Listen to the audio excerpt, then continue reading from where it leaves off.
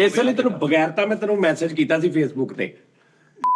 ਹਾਂ ਉਦੋਂ ਯਾਰ ਜਾ ਮੈਂ ਉਹਦਾ ਸਕਰੀਨਸ਼ਾਟ ਲਾਉਣਾ ਅੱਜ। ਤੁਸੀਂ ਸਾਲ ਦੇਖਣਾ ਕਿਹੜਾ ਵਾ। ਤੇ ਮੈਂ ਕਹਿ ਰਿਹਾ सर मैं आपके शो में आना चाहता हूँ। हाँ ਉਦੋਂ ਭਾਈ ਇਹ ਅੱਛਾ ਇਹ ਟੀਵੀ ਦੀ ਹੁੰਦੇ ਸੀਗੇ। ਹਾਂ ਕੈਸੀ ਗੱਲ ਆ ਤਾਂ ਸ਼ੇਖ ਆਸਮ ਸਰ ਸੀ, ਹੁਣ ਕੱਲਾ ਸ਼ੇਖ ਆਸਮ ਰਹਿ ਗਿਆ। ਨਹੀਂ ਹੁੰਦੇ ਮੇਰਾ ਵੀ ਯਾਰ ਬਣ ਗਿਆ ਨਾ। ਓਏ ਹੋਏ ਸ਼ਾਇਦ ਮੇਰੇ ਕੋਲ ਇਹਦਾ ਮੈਸੇਜ ਬੈਠਿਆ ਅੱਜ। ਤੇਰੇ ਕਿਸ ਨਾਂ ਤੋਂ ਸੀ? शेख कासिम। ਤਾਜੀ ਮਸੀਜਰ ਤੇ ਤੁਸੀਂ ਅਜੇ ਰੱਖਿਆ ਹੋਇਆ ਨਾ ਨਾਮ। ਯਾਰ ਬੜਾ ਵੱਡਾ ਸਕਰੀਨਸ਼ਾਟ ਰੱਖਿਆ ਉਸਤਾਦ ਜੀ। शेख कासिम। छड़ दियो ਆ ਗਏ उस्ताद जी, आ गए छड़ दियो नहीं साडी गल्ला छड़ दियो। ਮੈਸੇਜ ਓਏ 2016 16 ਦਾ 29 ਦਸੰਬਰ 2016 2016। ਓਏ ਹੋਏ ਹੋਏ ਹੋਏ ਐ ਸਰ ਇੱਕ ਮਿੰਟ ਆ ਜਾਓ। ਤੁਸੀਂ ਮੇਰੀ ਇਹਦੀ ਚੈਟ ਬਣੀ 16 10 26 9 ਸਾਲ। ਠੀਕ ਹੈ ਜੀ। ਸਭ ਤੋਂ ਪਹਿਲਾਂ ਮੇਰਾ ਮੈਸੇਜ 29 ਦਸੰਬਰ 2016 ਇਹ ਐਟ 11:35 AM शेख कासिम महमूद। पहला मैसेज सलाम सर। ठीक है जी।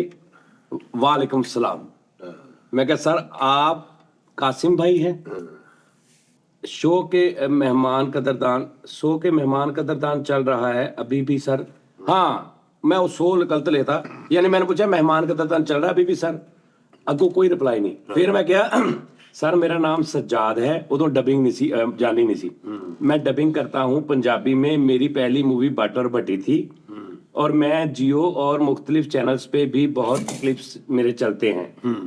मेरी फोन कॉल्स भी बहुत मशहूर हैं, कफन वाली और मिस्त्री वाली, मगर सर लोग मेरी शक्ल से वाकिफ नहीं हैं। प्लीज अगर हो सके तो मुझे प्रोग्राम में आने का मौका दीजिएगा।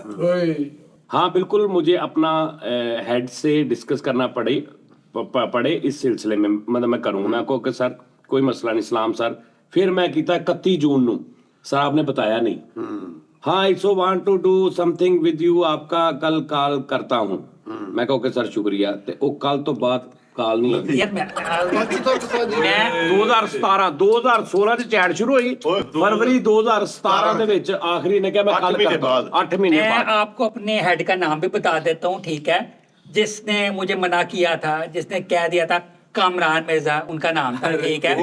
हेड थे। मैंने उनसे पूछा कि ये जानी साहब है, ठीक है? मैं इनका बहुत बड़ा फैन, मैंने बुलाना चाहता हूँ। उन्होंने मुझे यही कहा, बिल्कुल जो आप अभी आप कह रहे हैं। हाँ